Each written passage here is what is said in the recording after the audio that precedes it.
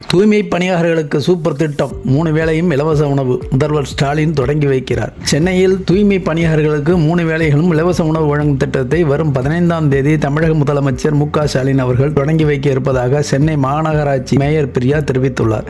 தமிழகத்தில் உள்ள தூய்மை பணியாளர்களின் நலன் கருதி அவர்களுக்கு 3 வேளையும் கட்டணமில்லா உணவு வழங்கும் திட்டத்தை சென்னை மாநகராட்சியில் செயல்படுத்த நிதி ஒதுக்கீடு செய்து தமிழ்நாடு அரசு அரசாணை வெளியிட்டுள்ளது. தூய்மை பணியாளர்களுக்கு 3 ஆண்டு காலத்திற்கு 3 வேளை இலவச உணவு வழங்கும் திட்டத்திற்கு 186 கோடி ரூபாய் ஒதுக்கீடு செய்யப்பட்டுள்ளது. தூய்மை பணியாளர்கள் தங்களது பணியை அதிகாலையில் மேற்கொள்ள வேண்டிய சூழ்நிலையில் காலை உணவு சமைப்பதற்கும் அதை பணிபுரியும் இடத்திற்கு கொண்டு வந்து அருந்துவதற்கும் பல்வேறு பிரச்சனைகள் எதிர்கொண்டு வருகின்றனர். இந்த பிரச்சனைகளுக்கு தீர்வாக நகர்ப்புற உள்ளாட்சி அமைப்புகளில் பணியில் ஈடுபடும் பணியாளர்களுக்கு காலை உணவு அந்தந்த உள்ளாட்சி அமைப்புகளால் இலவசமாக வழங்கப்படும். இத்திட்டம் முதற்கட்டமாக சென்னை பெருநகர மாநகராட்சியில் செயல்படுத்தப்பட்டு படிப்படியாக மற்ற நகர்ப்புற உள்ளாட்சி அமைப்புகளுக்கு விரிவுபடுத்தப்படும் என அறிவிக்கப்பட்டுள்ளது.